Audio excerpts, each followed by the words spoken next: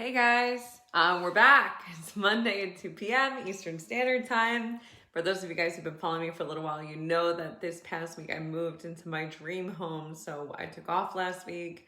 Everybody was off for the 4th anyway on Monday the 5th, at least in America they were. So happy to be back here and to be chatting with all of you guys now. Today I want to share something really special with you, and it is my first experience ever with doing past life work. This is a story I've never shared before, but I've been feeling really inspired to actually get on record and share what I went through during my first experience, because obviously I haven't been practicing past life work forever. There was a first time, and it was with a mentor, and she's the one who actually took me into that past life. But before I get ahead of myself, for anybody who's totally new to my world, my name is Danielle Massi. I'm a licensed psychotherapist, master shadow worker, and past life regressionist. And for the past 4 years, I have been taking people into their shadow and into past lives, because that's part of the shadow. That's just another term for the unconscious mind. It's everything we've repressed and hidden from ourselves. And I want to share that first time that I ever was the person who was the client doing this work. So here's the backstory on this. For a very long time, I had felt pulled to past lives. I can't really explain why, other than now I know that it's a part of something that my soul has done before. But I've been pulled to past lives for so often. People would just give me books about past lives, or they would just talk about past lives. I go to see movies where past lives were referenced. It was like little Easter eggs being dropped left and right. And then finally, about 5 years ago, I decided, hey, it's time to do this. I can't ignore this feeling anymore. I need to get in and do a past life regression. And what I did was I booked with a woman in the UK named Allison. She was someone that I felt drawn to. Again, she had no social media following, no information about it. It just felt right. So I booked the session. And when we first met, I had no idea what to expect. I didn't know what a past life session would look like. I didn't know if she was just going to tell me what my past lives were and I was just going to listen. No clue about any of these pieces. I just went with it. So when we started, she told me the same thing that I tell my clients now, which is that she would bring me into a deeply meditative state. And once I was there, I was going to walk her through my past life. When she told me that, I thought there's no way that could be true, because I didn't have any gifts. I didn't know how to do this work, so I didn't know how I would do it. And yet she just told me to trust it, to tell her everything that I saw. And so what happened was she got me into that deeply meditative state, and I started to see things. It was really slight at first. First, I saw myself standing on ground. That was all I could get, right? I knew I was standing on the ground somewhere. And then I could just start to feel the wind on my face. That came next. Then I could hear the sound of the ocean, little bits here and there. And then I started to be able to see. I started feeling what was under my feet. I started feeling that the ground beneath my feet was a little bit rocky, a little bit hard. And I started to picture a cliff that I was standing on. And when I looked over the edge of the cliff, I could see the water below. I knew that I was on a shore somewhere, standing on a cliff. And she kept asking me questions. She kept asking me to just keep checking in with myself and give her more details. So I felt my black hair at the time. In this past life, I had black hair. I felt it around me. I felt it billowing around my face. I felt it being picked up by the breeze. I felt that I was wearing a long white dress, but that it didn't really fit with anything I would wear nowadays. It felt like really old-timey. And as I was going through this, she asked me where I needed to go next. And so I just intuitively, in my gut, I felt like I needed to walk down off of the cliff and around down onto the shore below. I didn't know why, but a knot in my stomach, like the size of a watermelon, came. I felt sick to my stomach. Felt nervous. I was scared. I didn't know what I was going to see, and I didn't know why I was feeling that, because everything on that cliff looked so peaceful. It looked so serene. And so slowly but surely, I started seeing myself in the first person, in the body of this past life self, walking down from the cliff and walking around down onto the shore. And once I got most of the way down, I started to hear people. It sounded angry, and it sounded like there was a large group. And that feeling, that like nauseated, like, ugh, like something is wrong, I'm afraid, it all started to bubble up. And so I just kept moving because Allison told me, like, whatever it is that you're gonna see, it's okay, just keep moving. So I did. And I walked down around the side of that cliff and I saw an angry mob. They were all standing pretty close to the water up on the shore. So if you can picture, the cliff was kind of like here, came all the way down and walked down even further onto the shore of a beach. It was a pretty rocky beach. And I saw all the people gathered there. And it was like they weren't looking at me. They were looking sort of towards each other, towards the water, and every other direction. And yet I felt like it was me that they were angry with. Like I was the reason why this angry mob was gathered here. So I just kind of hung back and waited at this point. I didn't really want to go step into that and invite in any chaos or anything. So I hung back and checked in with myself again, kept my breathing really calm, because it's important with past life work that we're not taking ownership of the feelings that came from the past. We want to feel them and we want to release them, but we don't want to carry them back into the present with us. So really focusing on my breath. And what happened next is Allison had asked me, why are you here? And without thinking, immediately out of my mouth came the words, we are here to watch someone burn. We're here for a trial. And I didn't know why I said that. It just came right out, which happens very often with past life sessions. It's like the information just is channeled through us. Once I said that, in my past life, I saw myself turn my head behind me and I saw a young woman, she couldn't have been more than 20, 25 years old, being dragged down onto the beach by two larger men. One was holding one arm, the other one was holding the other, and they were dragging her down. They walked right past me and walked up towards that mob. And as they walked past me, she turned her head and stared at me with these eyes that were heartbreaking. It was like she was pleading for me to help her. And I just stood there. I didn't do anything. And so I just let her pass. And Allison then, because I'd given her that cue, asked me, why do you think she's looking at you that way? And I told her, again, immediate reaction in my gut, because it was my fault that she was going up there. That I was the one these people actually wanted, and instead she was being the sacrificial lamb. So I watched her get dragged up there. Watched her kind of get eaten by this mob. Like the crowd moved apart and then kind of swallowed her up and I couldn't see her anymore. And then a few minutes later, I started to see the fire billowing up as all these angry mob people were screaming and chanting witch.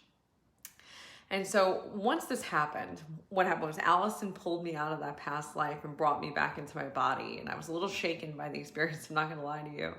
And we just checked in with it about why did we see that and what was happening? Because every time we see a past life, we're going there for a reason. We're going to see a pattern or a theme or something that your body hasn't released yet. And so I was able to tell her from that place, and remember, I'd never done anything like this before, that it was my fault that this woman was being burned because the people wanted me, that I was the head witch in a coven. And because I was the head witch in a coven, the people were afraid of me, but they were not afraid of the women that I trained. And so what they did was they were picking them off one by one. And what we'd experienced that day during this first past life regression session was the burning of the first of them. And so that was a crazy experience, right? I had chills the entire time. I never expected anything like that. And so I booked a lot more sessions with Allison after that to do more past life work.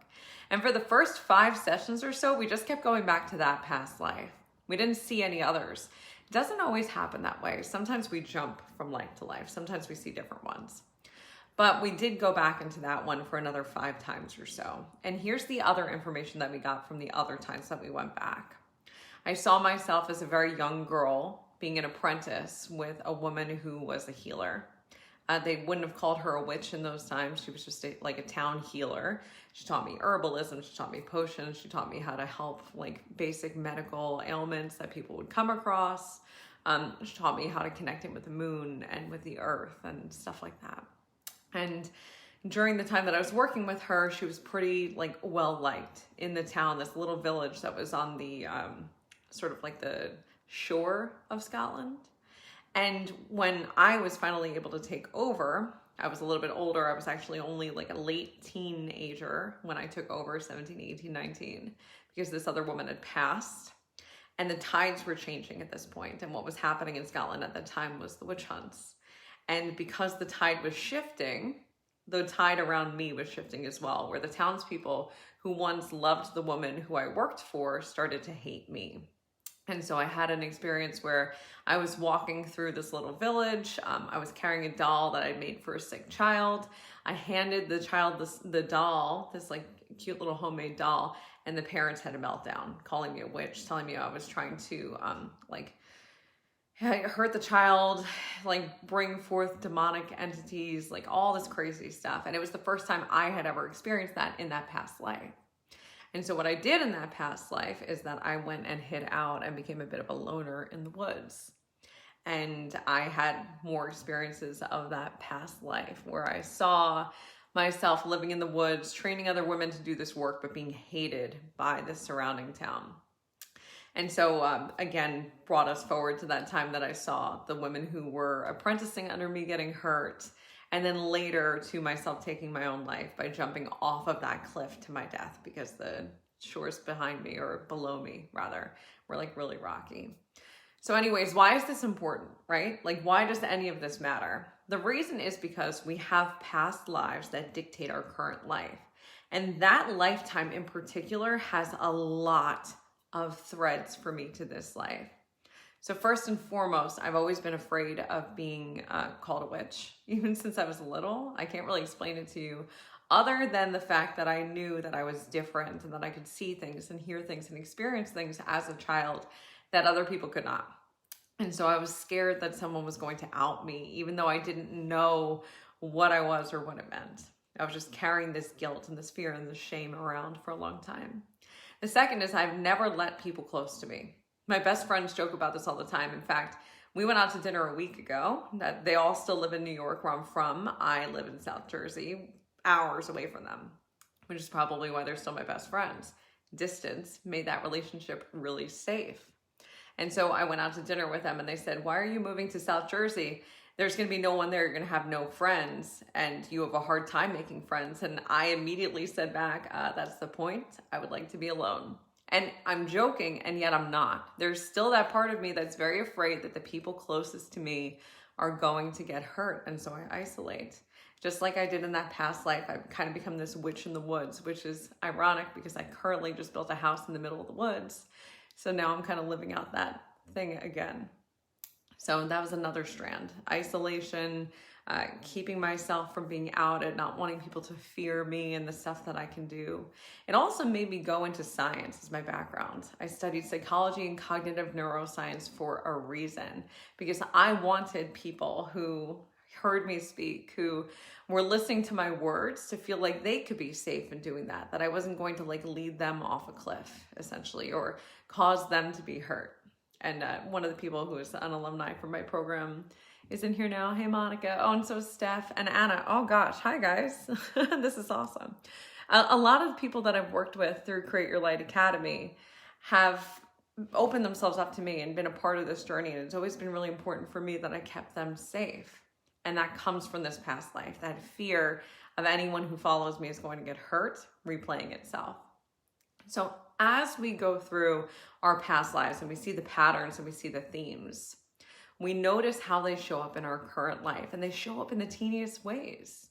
Even like the isolation that I experienced for myself, it has stopped me from being fully in my relationship at different points. Like my husband's big issue with me always is that when I get really in my head, I close off. It's like I'm unavailable or not there physically, mentally, and emotionally.